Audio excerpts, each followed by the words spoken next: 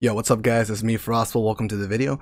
This one's going to be a Division 2 Dark Zone livestream highlights. So this live stream was pretty long. It was over like an hour. I decided to collect some of the more interesting points that caught my attention as a PvP player. So assuming you watch this channel, pretty regularly, you're also interested in the multiplayer aspect of Division 2. So things that caught my interest were the fact that mentioned the game, the multiplayer aspect, the PvP, PvE is going to have some skill-based matchmaking to it, which, at first right now, I don't think it's a bad thing considering how small the lobbies are and how strategic, the engagements can really become in Division 2. I do have some experience from Division 1 personally, so I can kind of say a little bit on that. Also, another thing they did mention, which is great, dedicated servers. So they got like North America, South America, from what I remember. That's awesome. Glad about that, man.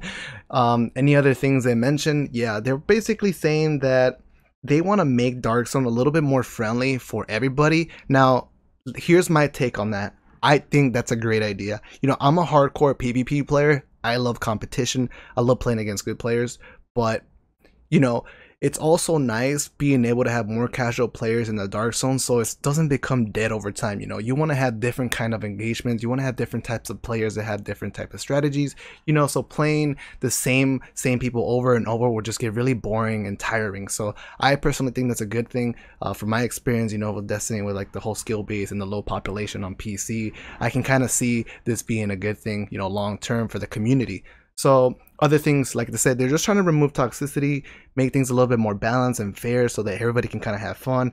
And, at the end of the day, that's kind of what it is. You're trying to have some fun in a game, and, I like that. So other things I mentioned, they said that going rogue, going manhunt, there's multiple ways to go rogue. And whenever you're trying to get rid of the timer, there's different ways, or different locations, I should say, where you can go and basically get rid of that timer. And they just mentioned a bunch of other things, answered a lot of questions, and so far, man, so good. I'm interested, has my attention, but hopefully you enjoy the rest of the video, and I'll see you guys next time. Peace. Thank you. Note that down for his performance review. No, but what I do love is talking passionately about the game. And here I forgot completely to say that it was an atypical PvP, PvE, PvP space, which, we're assuming people know, but not everybody knows that. So that's where the intimidation comes too. It's not only that there are enemies that are super tough in the Dark Zone, it's also other players. And for me, the most intimidating part has always been other players. And one of our focuses on this game, Division 2, has been how can we make the Dark Zone into a fairer place, a fairer playing field, a deeper playing field as well. And we've got a lot of design elements and rules and loops there that really are conducive to guiding players who are maybe a little bit intimidated, but want that risk-reward challenge, want that intensity into the Dark Zone, which is, a fair space of the map when you think about it. So dedicating all of that space only to, the most hardcore of the hardcore wasn't exactly what we wanted to do. But we have something for them too. We have something for them as well. Let's take a look at the gameplay here, because for the loop that you were talking about, so there's been changes made to the rogue mechanics. We just maybe say that the rogue kind of concept has expanded a little bit in the Division 2. So I'm not sure where you are now, but if you could go rogue at some point, and we're going to talk a little bit about that. It looks that we're looking at this quite tiny screen. They are actually on the rogue loop already. They have gone rogue. They've started to do the rogue activities. We're seeing a terminal here. So tell us a little about the new rogue. What are they actually doing? Well, right here, what you saw there, that they were interacting with a shade terminal in the Dark Zone, but it needs a little bit of setup. So first of all, for people who don't know at all, rogue was, getting a skull above your head. This is in the original, when we released the Division 1, saying this player has killed another player, and it's now, fair game to take this player out without consequence, but that player stands to lose a lot potentially, right? So, of course, that is still in the Division 2, where you can choose to go rogue, take another player, and then keep escalating that all the way up to triggering a manhunt. And we wanted to extend that experience towards something a little less intimidating maybe than than engaging with another player in full-on PvP, where things like opportunism, greed, selfishness. Yeah, you could say even selfishness can also be, the entry point into the rogue loop. So that's what we call rogue action. So things like deciding to take an entire supply drop for yourself instead of sharing it will flag your rogue and set you on into this little journey, which is what they're doing here, I think. Yes. Yes, they've actually already gone through the whole thing. They've unlocked the Thieves' Den, which we'll touch upon in a couple of minutes. But right, so as we said, anything can happen. So they've been playing and we've been talking. So For sure. But yeah, so in the middle of the rogue loop, they're doing these. They're grabbing the terminals, grabbing chests. Yes. So from here on, of course, they can continue to escalate this into actually killing other players and enter that experience. But it's also what this does is that it enables players who maybe want to completely try to avoid engagement with other players to have a full loop. So once you enter this state, they're going to these terminals and they're basically triangulating the location of a number of hidden, what we call Thieves' Dens. It's almost like a rogue safe house that you will be able to then get to if you manage to survive. For some reward, there's going to be a vendor in there selling some unique stuff. And it also marks the end of that loop. So, and I think they're actually in the Thieves' Den. And this Thieves' right Den is very different from the Shade safe house that's also located in the Dark Zone. So you can find these in sewers. You can find them in different entry points. It's always going to be a surprise because you have to triangulate their location. Right. So we don't want everybody sort of aiming for the same location every time. So there's a randomization there. So we're using different locations within the map. Manhole covers, for example, entryways, doors, as potentially the entrance into the Thieves' Den. And also exiting, like little tricks to make sure that, okay, but you might think that like what stops other players from just waiting outside the door. On exit, you will emerge somewhere else. Yeah. Dark Zone. The Division's intense mix of PvP and PvE is returning. The Dark Zone is a unique environment filled with rewards, where anything can happen and no one can be trusted. Agents will now be able to access 3 different Dark Zones, each with its own distinct environment, landmarks, and challenges, and with up to 12 players sharing the same zone. The 3 different Dark Zones host a wide variety of environments and gameplay, providing players with a renewed experience and different challenges every time they play. The walled-off Dark Zones have remained untouched by scavengers, leaving these areas filled with high-level equipment.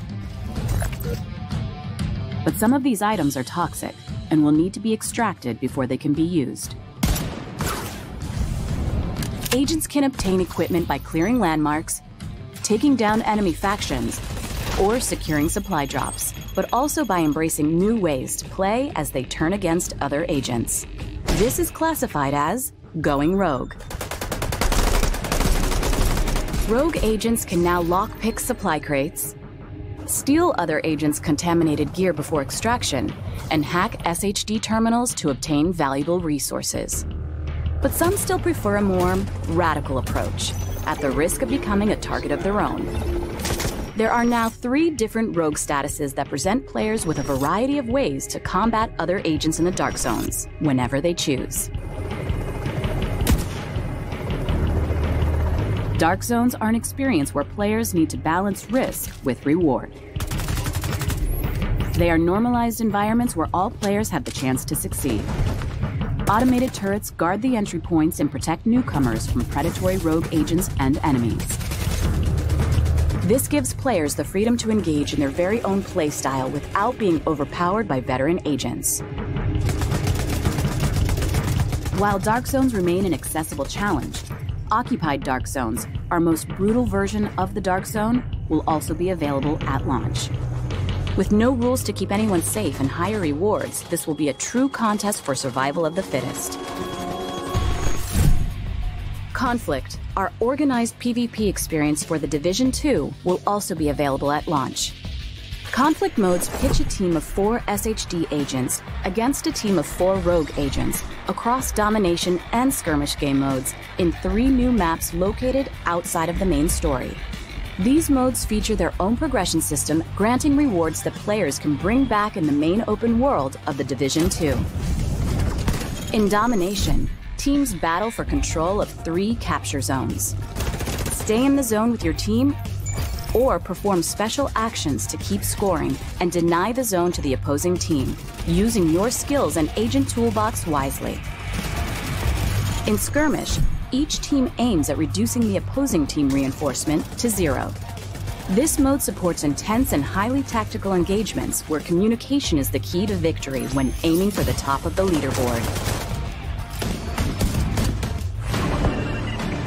The Division 2's Conflict and Dark Zones experience will continue to evolve as part of our commitment to post-launch, and players can look forward to new areas and new modes in the coming months. You will decide how you will want to achieve your mission, as a team or standing alone. Agents, welcome to The Division 2. That is, if you want to, the beginning of a journey all the way up to triggering Manhunt. Right. Where, Golden Skull, that's not going to time out, right? So this very similar to the first game. Clearing Manhunt status is a matter of going to these terminals, right? But what we added now in Division 2 is the ability to, once you get to one, because you're going to have 3 active, choose to elevate your status even further, reducing your way out, so to say, to now 2. And then you can do that again and have 1 left, which is really about giving players more tools who like that experience to kind of tailor it to how much risk reward do I want? How much do I think we can handle?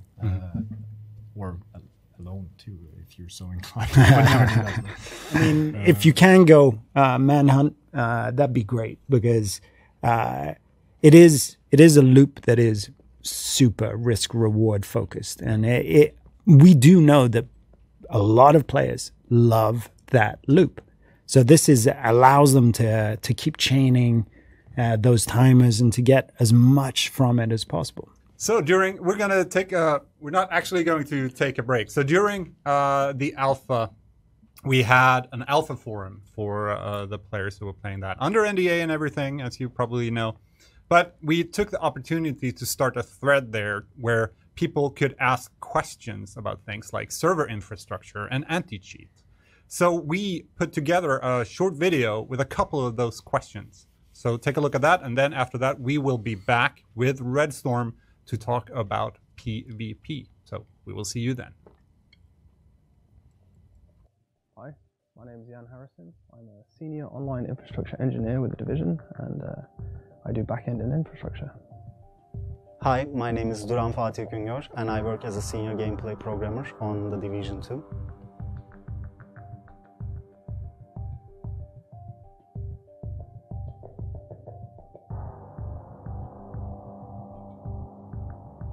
Okay, well, we didn't intend to, but we definitely won't.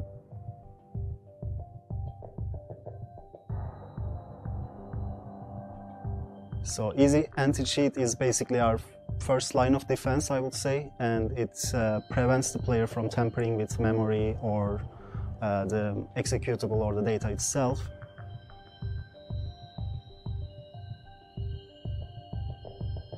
We moved on, and now it's more of an online cheat detection tool so that we can act on it instantly.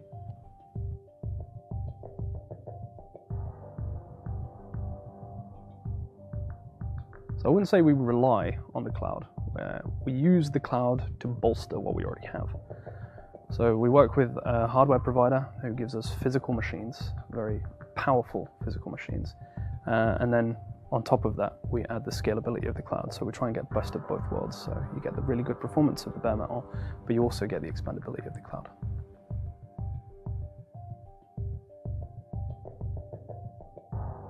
Yes, it's always been proactive. We had the banhammers every week, and we have the offline data and analyzers that give the reports who used what cheat tools. And we've been without mercy, and coupled with our new cheat measures, it should be a much more fair ground.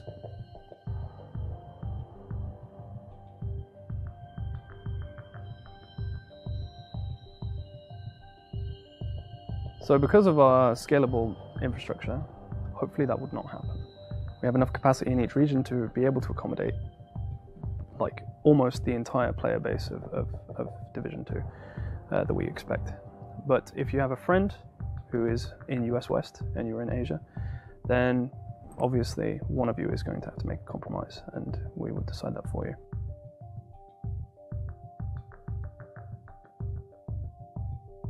We're gonna be transparent with the tick rates when the game releases, and right now we are testing on target hardware for the servers, so we are figuring things out. There can be like slight changes. We have done a lot of optimizations on the server side as well to support all the player simulation and everything around it. So we're gonna communicate that. So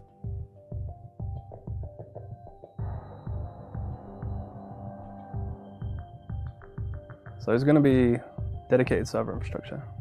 Everyone will connect to a server, and the server will handle a lot of things, especially artificial intelligence and positioning in the game. It's the server that's authoritative.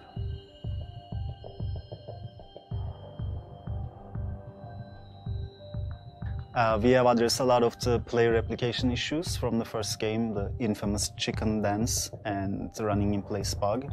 And this is all thanks to all the improvements and fixes that we did in the locomotion system and new animations and new animation systems.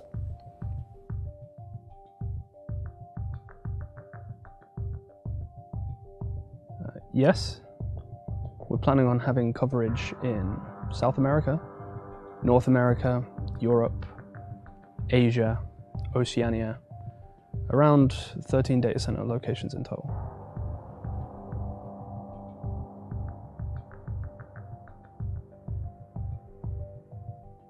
You can instead donate to charity, because if you use cheat tools, you're gonna be banned for sure. So. Welcome back to the special report for Dark Zones and PvP. I'm supposed to have the guys from Red Storm in my ear. Are they?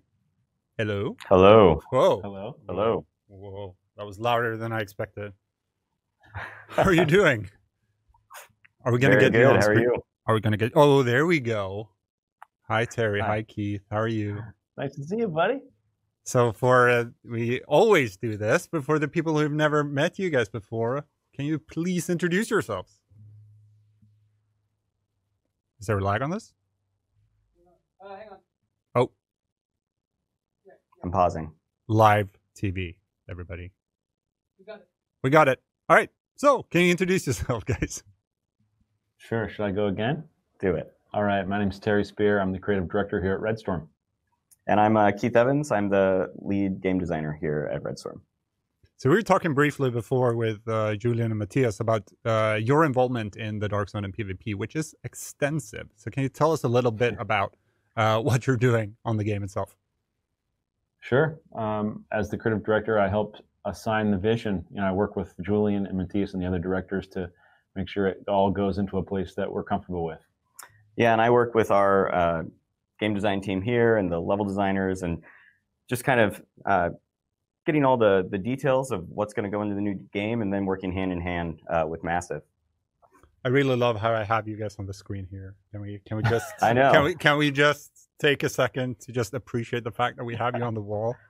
Woo! I wish we were there with you. Have no idea. You have no idea how much time Ella and Hamish put into making that work. So anyway, I just want to give them some cred here on the stream. It's like we can almost hug you. They can almost. Yeah, that'd be really nice. Terry hugs are nice. Anyway, let's move on. So you guys have been very, very involved, of course, with the PvP in the Division 1 as well. But when you sat down for the first time and kind of, okay, what's our philosophy? What's our goals moving for PvP in the Division 2? What was your first thoughts? Good question. The first thought was fairness. I'd say that probably the second thought that came out right after that was inclusion. We want more people to play PvP in the Division 2. Yeah, I think we made a lot of strides, throughout post-launch in the first game, taking a lot of those learnings and really pushing fairness and a place for everyone to PvP. So we're actually going to jump in. We're going to have we have live gameplay running in the background here. Actually, we're going to see if we can jump in and just put that on screen while people are shooting each other in the face. About to expire. They have a problem. They'll fix it. We'll just keep talking. So fairness, that's another topic that we discussed with Julian and Matthias before. And one big thing there, one of the pillars is normalization. So we had it, or we have it in the first game, in Last Stand, and in the skirmish PvP modes. But what is exactly normalization, and how do you approach it in the Division 2? Yeah, that's a big topic. Yeah. Normalization was it was very important for us, with fairness and inclusion as two of the big pillars for PvP, and it was something we knew we needed to include because although we are an RPG, we also want players to be able to participate in gun battles, that they feel are fair.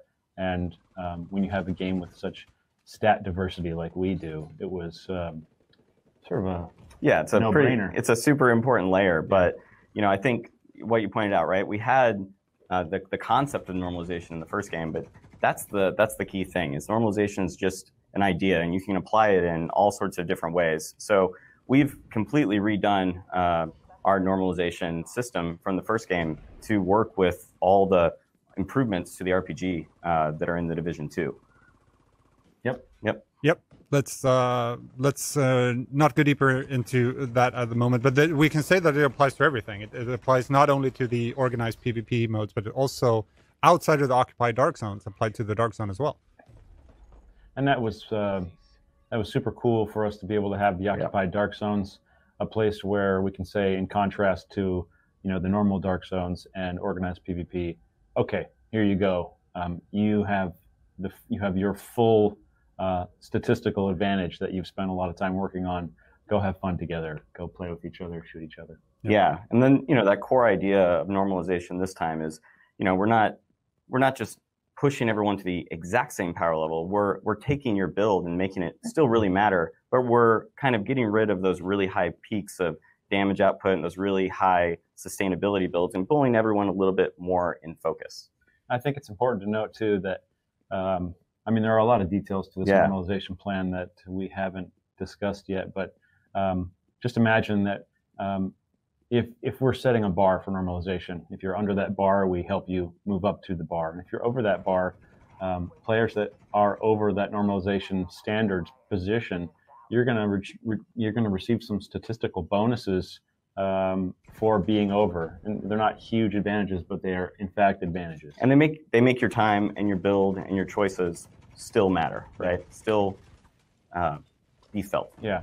And I think one thing I think you should talk about, Keith, is the fact that this normalization allows us to keep PvP and PvE separate. Yeah, I think that's one of the core things.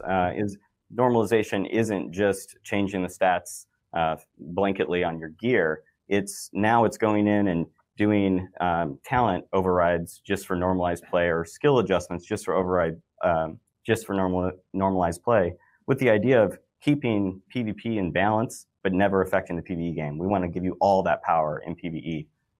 Yeah. That's right. All right. So I'm sorry, we're having, this live gameplay thing I talked about before. One of the computers crashed. They're bringing it back. They're bringing it back. LA's kind of calm down. Everything is okay. Thanks, Obama. You guys are still there, so I'm happy with that. So one thing that I'm kind of bringing in like topics that we talked about before, which we thought we should talk to Redstorm about these things, and one of them is the VoIP questions people have been having, because they announced that last week we were discussing the changes being made to VoIP, and can you just explain a little bit what we're doing in that field? The thing is that I realized I have this on the table just now.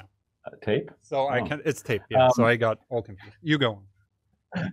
So for VoIP, actually, we're very engaged in the conversation right now. We know there's an active discussion in the community. We're paying attention to all those conversations. It's wonderful, in fact, to be able to have the conversations now.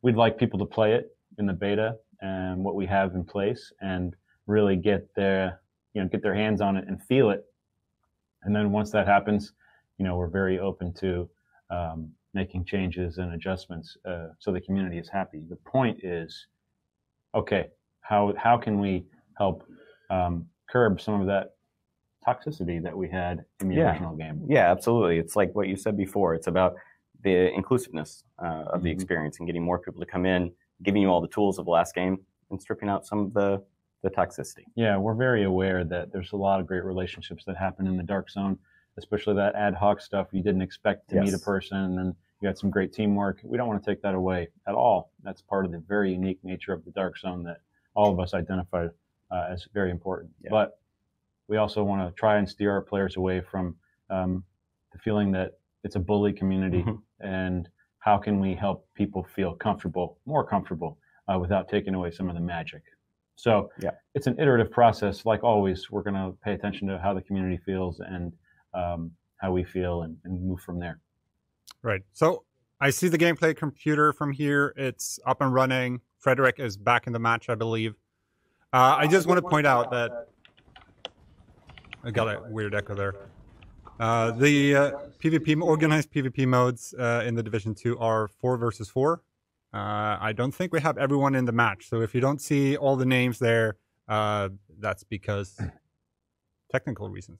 So, but it's 4v4. Flat TV, baby. That's right. Let's talk, though, about the two different modes that the game is launching with. It's Skirmish, we know, slightly from the first game, and, of course, Domination. But let's talk about Skirmish first. It's a classic making its return, but there's been tweaks to the formula. Yeah, absolutely. There have been. I think maybe Skirmish by name is about the only thing we took. The design team and Keith worked hard to sort of reimagine what Skirmish was. Yeah, and there were a couple goals that we had in mind, right? And the main one is we wanted to make it a more team-based tactical experience, but still, obviously, at its core, team deathmatch. So this time, instead of just trying to rack up kills as fast as possible, you have a set number of respawns, and you're trying to deplete the other team's respawns. And just that little mental shift makes you hang back, fight more as a team, makes you care more about each death. And it allowed us to do something that I think is really exciting, which is once the respawns are depleted, it kicks you into a team elimination phase. And it has this feeling of you're never completely out of the fight, right? You might be all the way down into the elimination phase. It's just you and one buddy. And, if you can stage a comeback from that point and deplete all the other team's respawns, get those final eliminations and still win. It just feels a lot more like we have exciting comebacks and really tactical team-based play. Yeah, you're not just moving towards a frag count. Yeah. And we put a lot of work into the spectator cam. The team crushed it, and there's a real fun element to getting into that sort of elimination mode where you get to watch your teammates and see them really shine. And see them rally. Yeah. Yep. One thing we had in Last Stand, for example, in the first games are the boosts that are available to you scattered throughout the map. Can you tell us a little bit about those and how they work? Yeah. Go for it, Keith. Yeah, so the idea is across the whole conflict, which is kind of the platform for these PvP game modes, we want to have some connecting ideas, and one of those are the boosts. So in all these modes, you'll have these passive perks that can come online that you can go claim as an objective for your team, and you don't know exactly what you're going to get out of it, but it's going to give you some little advantage. In Domination, it might increase your score count. In Team Deathmatch, it might give you extra armor for a little bit across your whole team. And it's just these little ways to augment the fight and make it, honestly, just kind of ups the excitement level. You can be, maybe behind by a little bit, get one of these boosts and pull yourself back into the fight. They're tertiary objectives. It's meant to just supplement the main gameplay loops that are happening, but they're on the sides. You know, you might have an active boost. You can pick it up and help your team. So we're actually jumping over right now to the second organized PvP mode that will be available at launch of the Division 2, Domination. So can you tell us a little bit about that as we get the match up and running? You bet. Dom. I mean, I personally love Domination. Is that what we call it, Dom? Well, I mean, come on. I'm just making sure I'm down with the lingo. Yeah, you're down with the lingo. The goal with Conflict as a PvP destination was to give players modes that they're very comfortable with, modes that don't take a lot of overhead understanding. Yeah. And Dom, as a a game mode where you have to capture objectives creates that just little nugget of tactics. You get to play some defense, and it was something we all wanted to include. Yeah, and I think it was also a mode that we could do a cool division take on, right? So our capture points aren't just there in the match. You actually, see them airdrop into the space at the very beginning. You have this little period where the objectives aren't active. Maybe you fight over B for just 15, 20 seconds and try to clear out the other team. Sorry, I saw Terry was Terry is there's too much so liquid in that mug, Terry. It's dangerous for you, obviously. Went the wrong spot. I was trying to get him to mute my mic so I didn't cough in everyone's ear.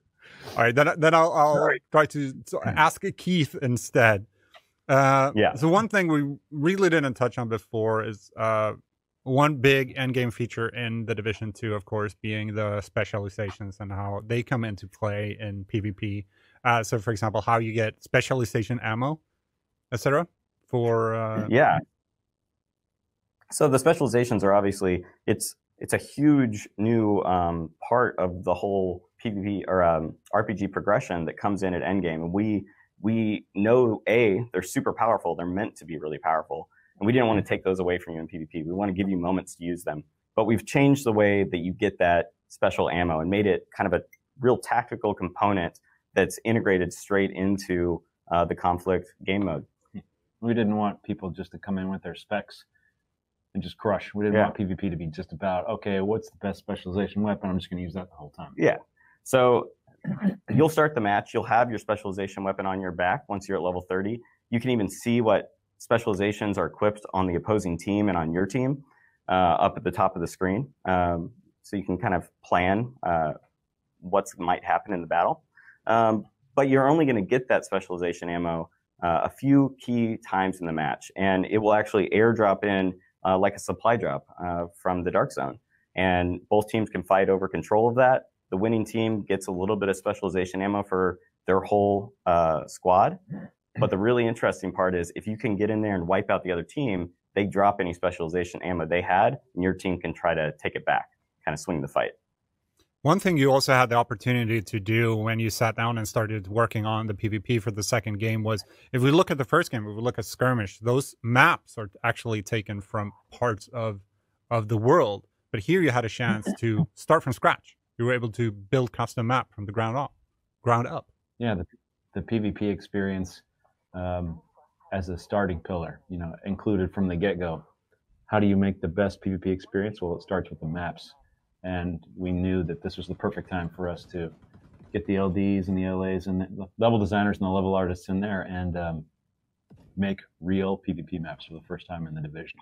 Yeah, there's no nothing here where you're kind of serving two very different types of gameplay, right? So every decision that's made from the level design standpoint is all about what's going to create fair tactical PvP. And it allows us to explore some spaces that aren't inside the rest of the DC space. Yeah, they're beautiful. We can see my favorite in the background, and just because I said that out loud, I forgot the name of it, but it's beautiful. Capital Ruins. Capital Ruins, awesome. Yeah, that's inspired by a real location in DC, where you can go and there's pieces of the old White House that were sort of discarded in a park. I don't remember the name of the park offhand, but it's all there and it's surrounded by vegetation, and it was a perfect place for a map. Yeah, something so distinct, from the rest of the Dark Zone and other places you're going to be PvPing. Yeah, absolutely beautiful. So thanks, bud. One thing also coming from the first game is one concept that's been a big part of the discussions around the first game is time to kill. Mm-hmm. And how does that differ in because fights in the first game can get quite long. So how does that work in the second game? How did you approach that? Well, as a high level experience, Keith can go into some of the details, but we wanted players to be able to, I'm going to just say a term we used here, wanted players to be able to outmap each other. Yeah. So flanking and, map tactics and team tactics, we wanted it to matter. So often, it was common in the Dark Zone and some of the later skirmish maps to, successfully flank a person, and then because of the mechanics we used, maybe the kill didn't happen as you had anticipated. And now kill times, how they're currently being set, you can absolutely get the jump on someone and get the kill. Yeah, there's just because of like the core changes to the feel of combat across the entire Division 2 experience, there were just so many little changes that improved PvP overall. So I think gunplay feels really awesome. It has a real impact to it, and the time to kill damage is just higher in general. A lot of the just healing in general is so reworked from the first game. So there's no instant pop heals. There's no, I was almost dead, but then I popped an instant heal and I'm right back in the fight, right? Healing is always over time, and you really have to get safe and get in cover to successfully pull off those kind of clutch heal moments. And it lets the fights actually resolve, and it feels really good. Yeah, there's no doubt that PvP, well, of course, you can run up and try to face tank. Sure. And this is an RPG, and there are skills. And there are shotguns. You don't want to get in there. Yeah. But you better use cover. And it's pretty deadly, and it's very exciting to play. You want to talk about a rush.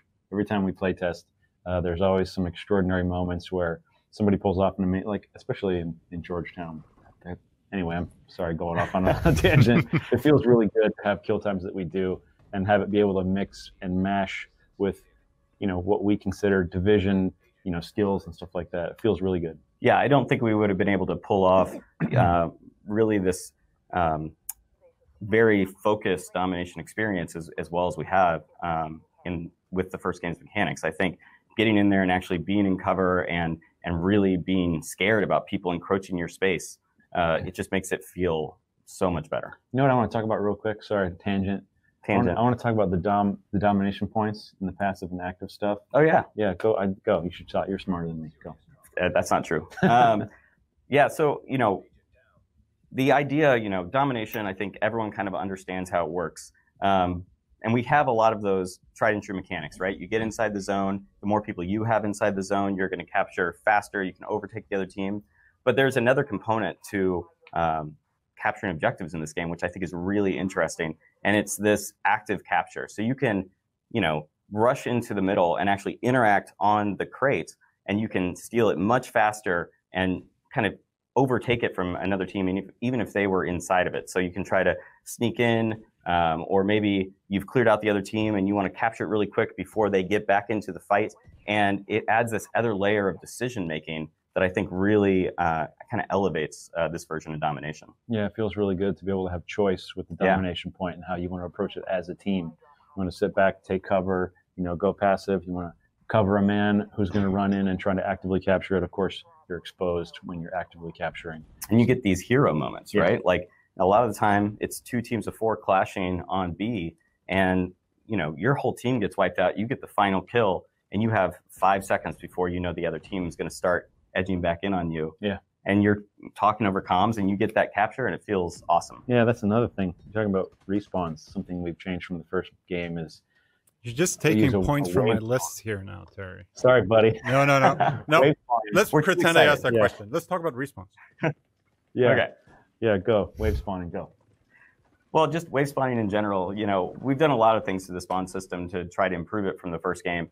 You'll notice the wave spawn makes it, you'll die, and you might have 10, 15 seconds to wait until that next spawn wave comes in, but it lets your group kind of group back up, all come back in together, do a really focused push back into the match.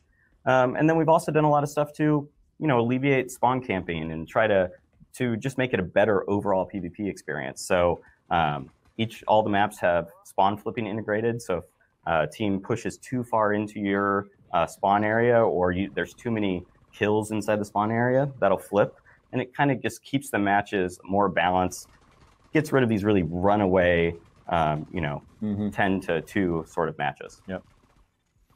And speaking of keeping those fights that way, it's no secret that I'm absolutely rubbish at PvP. So when matchmaking into PvP, what can I expect? Like, how will the matchmaking work?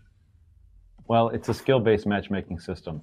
I know Keith is probably going to talk about this, but we're a part of the wonderful organization of Ubisoft, and we had the opportunity to really talk to a lot of other teams, how they use matchmaking and the strong parts about it, and we've integrated a lot of those learnings into the Division PvP. So from from a vision or a direction standpoint, I wanted to make sure that players always felt comfortable that they were playing against people near their skill level, and skill-based matchmaking was the obvious choice. Yeah, and it's very different from what we did before. We've kind of focused it down so that your wins and your losses really matter, and that's going to change who you're playing with. And the goal is, after this game's out in the wild just for a little bit, you'll start getting really, really much more balanced matches. Yep.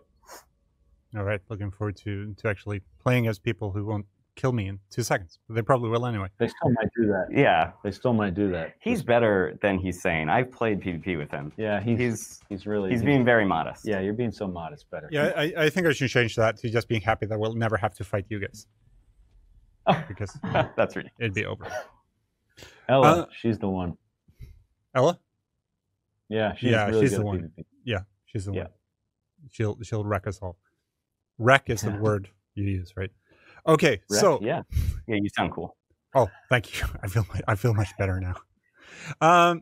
Thank you so much for coming, and thank you for all the hard work that you guys are doing on the Dark Zone and PvP. We will have you back.